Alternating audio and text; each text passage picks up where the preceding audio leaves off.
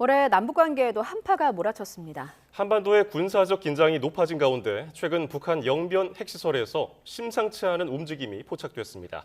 오늘 조한범 통일연구원 선임연구위원과 함께 소식 정리해 보겠습니다. 어서 오세요. 안녕하세요. 예, 북한 영변 핵시설의 경수로 인근에서 온수 배출이 관측이 됐습니다. 이게 그 핵실험을 현실화한다. 그러니까 어떤 준비 단계로 볼 수 있는 겁니까? 아직 핵실험과는 관계가 없고요. 예. 일단 이제 핵폭탄은 수소폭탄과 원자폭탄으로 나눠지죠. 정확한 용어는 아닙니다만. 예. 근데 원자폭탄을 만들려고 그러면은 이제 핵물질이 필요한데 그 두 가지거든요. 하나는 고농축 우라늄. 왜냐하면 이제 천연 우라늄은 이제 광석의 0.7%밖에 안 들어있기 때문에 예. 이걸 95% 내외로 농축을 해야 되거든요. 예. 근데 북한은 원심 분리기를 쓰는데 그건 숨겨놓기가 아주 용이하기 때문에 어딘지 몰라요. 그리고 농축을 해도 우리가 알 수가 없습니다. 예. 그게 이제 고농축 우라늄이고 이게 이제 히로시마에 떨어진 겁니다. 그다음 이제 나가사키에 떨어졌던 게 이제 플루토늄이거든요. 예. 이게 이제 원자력 발전소와 관계가 있어요. 그 원자력 발전소 사용한 그 연료봉 이걸 사용하고 나면 재처리를 하면 다시 쓸 수 있거든요. 예. 요때 나오는 게 플루토늄이거든요. 그러니까 원자력 발전소에서 온수가 나온다는 얘기는 원자로를 식힌 냉각수가 나온다는 얘기고 이 얘기는 원자로를 가동한다는 얘기고 그럼 연료봉이 생기고 플루토늄을 추출할 수 있다는 얘기거든요. 예. 그러니까 현재까지는 북한이 플루토늄의 양을 늘리는 작업을 하고 있다. 요 핵물질 양을 늘리는 작업을 하고 있다. 이렇게 추산이 가능하죠. 예. 그렇군요.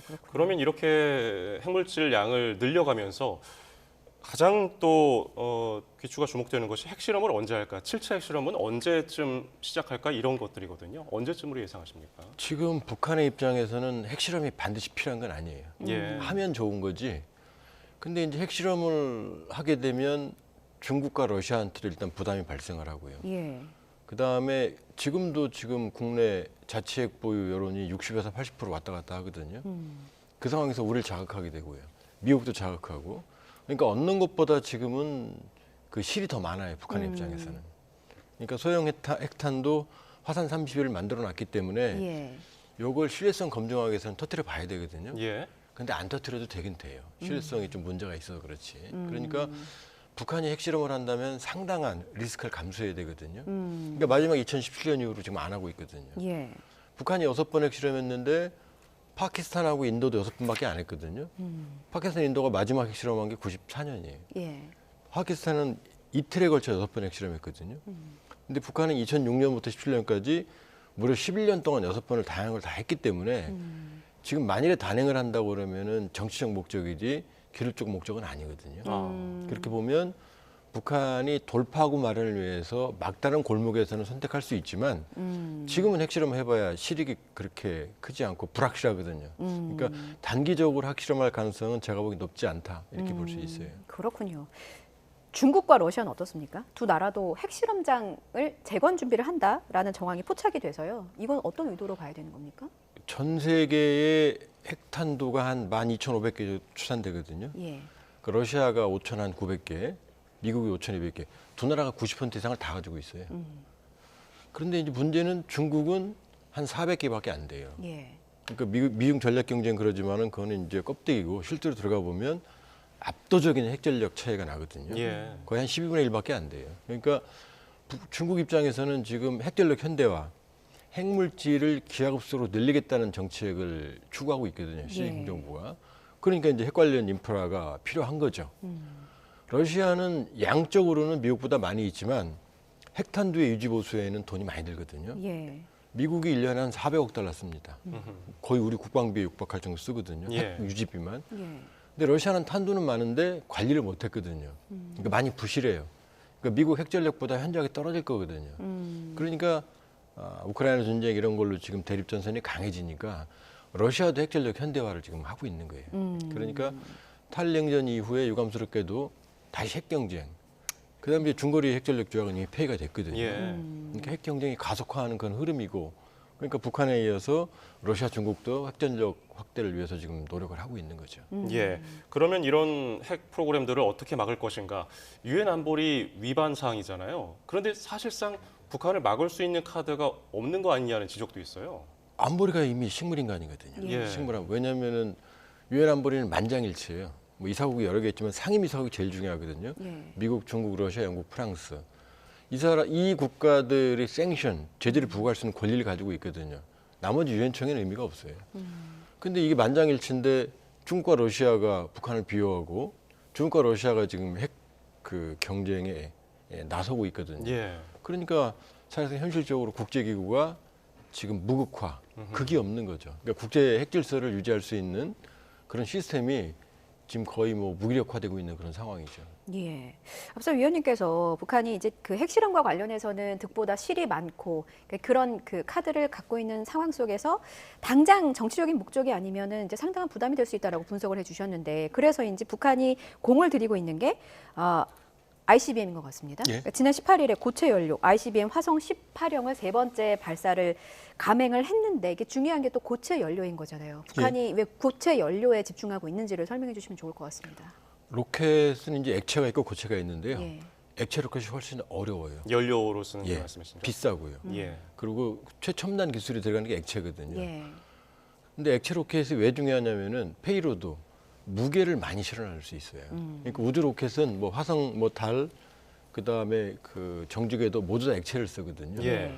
지금까지 인간이 했던 가장 큰 로켓은 세턴 5거든요. 예. 아폴로 로켓 실어는 그건 페이로드가 140톤이에요. 어마어마하죠. 근데 고체는 1톤, 2톤밖에 안 돼요. 무게가 작아요. 근데 액체 로켓은 연료를 주입하고 산화제를 집어넣는데 길면 하루 이틀 걸려요. 무기로서는 효용성이 떨어지죠. 예. 그런데 이제 고체는 건전지처럼 딱 끼워놓거든요. 그러니까 싣고 다니다가 바로 쏠 수 있거든요. 기동성이 있군요. 그렇죠. 예. 그러니까 무기로 쓰는 전 세계 로켓은 대부분 다 고체거든요. 예. 근데 북한은 스커드라고 그래서 그 소련의 액체로 시작했거든요. 그러니까 이 액체 로켓은 시간이 많이 걸리고 비효율적이니까 이걸 고체로 바꿔야 되는 거죠. 그러니까 화성 17형까지는 액체였는데 이걸 다시 고체로 바꾼 게 화성 18형이고 그러니까 화성 18형을 올해 3번이나 발사한 거죠. 예. 그러니까 화성 18형을 북한이 전력화하면 신속 발사가 가능하죠. 예. 그러니까 우리 분당국도 예의주시하고 있는데 북한이 지난 7월 발사 때는 시험 발사라고 그랬어요. 그런데 이번에는 발사 훈련이라고 예. 했단 말이죠. 그러면 이게 미국 본토까지 날아갈 수 있는 어떤 테스트는 넘어서지 않았는가 이렇게 보는 시각도 있더라고요. 이제 시험 발사가 아니고 발사 훈련이라는 얘기는 이제 이 부대가 배치됐다는 얘기죠. 예. 공식적으로 이제 그 발표는 안 했지만 그런데 좀 비상식적인 게 보통 미사일 개발하면 한 10여 차례 쏴봅니다. 예. 성능 검증을 위해서. 근데 북한은 쏴보지도 않고 실전 배치했던 게 무수단이고요. 근데 무수단은 그 이후에 발사했을 때 그 8번 연속해서 폭발했거든요. 예. 근데 이번에 화성 18형도 이번이 3번째인데 저 정도 갖고 성능 검증 안 되거든요. 거기다 이제 가장 중요한 게 정상각도 발사인데 예. 북한은 올라갔다 뚝 떨어지거든요. 그러니까 이번에도 고도가 6,500까지 올라갔거든요. 예. 근데 ICBM은 6,500까지 안 올라가요. 한 1,100 정도 올라가서 대기권 나가서 다시 재진입하거든요. 그러니까 대기권 나가서 떨어지는 건 보여줬지만 예. 대기권 나가서 정상적인 비행을 하고 다시 재진입. 이렇게 떨어지는 재진입과 정상적인 재진입 하늘과 땅 차이예요, 기술이. 그다음에 재진입한 다음에도 목표물을 맞춰야 되는데 그 실험을 한 번도 안 해봤거든요. 아하. 그러니까 지금 두 가지죠. 하나는 뭐냐면은 아직 기술적으로 심각한 제약이 있다. 첫 번째, 그 가능성이 있고요. 두 번째는 북한이 정상각도 발사라면은 일본 열도 넘어서 대략 한 4, 5천 킬로미터를 가야 되거든요. 예. 그럼 북한의 입장에서는 이게 어디 떨어졌는지 측정할 수 있는 수단이 없어요. 여기 대규모 선단이 가야 되거든요. 측정선, 보급선, 호위함. 근데 북한은 그걸 꾸릴 능력이 없거든요. 현실적으로 불가능해요. 그렇죠. 예. 그리고 알래스카 쪽으로 북태평양으로 쏘면은 알래스카에 미국의 요격 시스템이 있거든요. 예. 그 요격 가능성도 있거든요. 그러니까 계속 이렇게 하면서 실전 배치했다고 그러는데 군사 상식적으로는 전혀 납득할 수 없는 거고 아직도 ICBM으로 본다고 그러면은 50% 정도의 기술 정도밖에는 지금 확보를 못했다 이렇게 볼 수 있어요. 그렇군요. 그러니까 그 시험 발사가 기술의 진일보한 정도가 어느 정도인지를 판단하는 여러 가지 이제 조건들을 설명을 해주셨는데 그 중에 하나가 이제 대기권 재진입 기술이었고, 예. 근데 이 부분에 대해서는 아직 기술적으로 제약이 있다라는 분석이셨고요. 다탄두 탑재와 관련해서는 어느 정도로 좀 수준이 이루어진 겁니까? 지금 올라갔다 떨어졌는데 예. 아까도 말씀드렸지만 고체 로켓은 무게를 많이 못 실어 날리거든요. 예. 최대 2톤이거든요.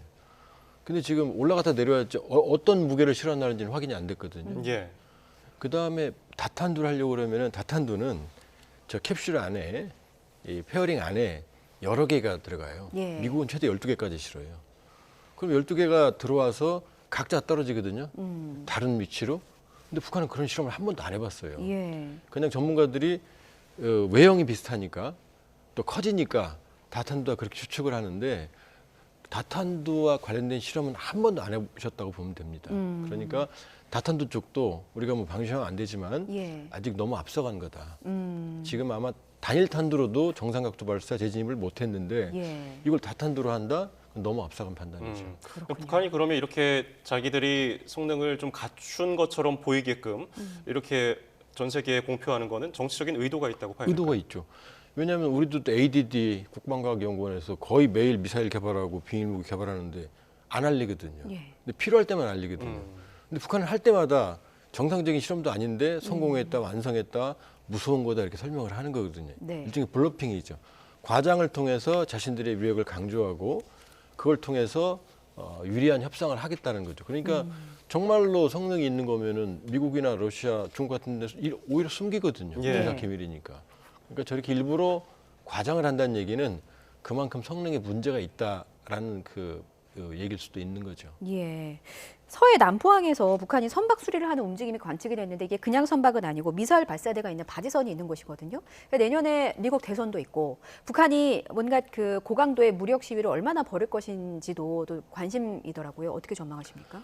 일단 북한은 미국과 장기전, 그 다음에 비핵화 협상이 아니고 이제는 핵을 가진 상태에서의 핵군축 협상. 그러니까 핵보유는 인정받고 일부를 내놓고 협상을 하겠다는 거거든요. 예. 그러려면은 핵 능력을 고도화시키는. 그러니까 김 위원장이 핵탄두를 기하급수적으로 늘리라고 그랬거든요. 예. 왜냐하면 많이 늘리게 되면 첫째 핵 전력이 커지고 그러니까 대략적으로 합의가 있는 건 아니지만 핵탄두가 한 100여 개 정도는 있어야 전략적 억지력이 있다라고 판단하거든요. 예. 근데 지금 북한은 한 40개에서 50개 정도로 추정이 되거든요. 그러니까 핵 능력을 고도화시켜야 되는 거고 그럼 운반 수단이 있어야 되는데 이게 미사일이거든요.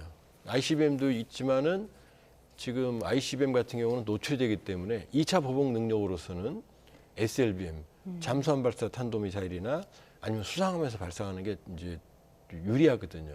지금 최근에 북한이 이제 전술핵 공격 잠수함 김군옥함도 9월 달에 진수시켰고 또 수상함에서도 전략 순항 미사일 발사 훈련을 하거든요. 예. 그러니까 이것과 관련이 있는 거죠. 근데 김군옥함은 아직 40여 년 된 구형함을 개조했기 때문에 자체에서 SLBM 발사할 수 있는 상태가 아니에요. 그러려면은 바지선에서 여러 번 쏴서 안전성을 검증한 다음에 쏠 거거든요. 예. 그러니까 지금 그 바지선 쪽, 바지선과 관련 있는 쪽에서 움직임이 있다면 결국 SLBM과 관련된 추가 모종의 행동이 지금 진행이 되고 가는 거다라는 걸 이제 추론해 볼 수 있는 상황인 거죠. 예.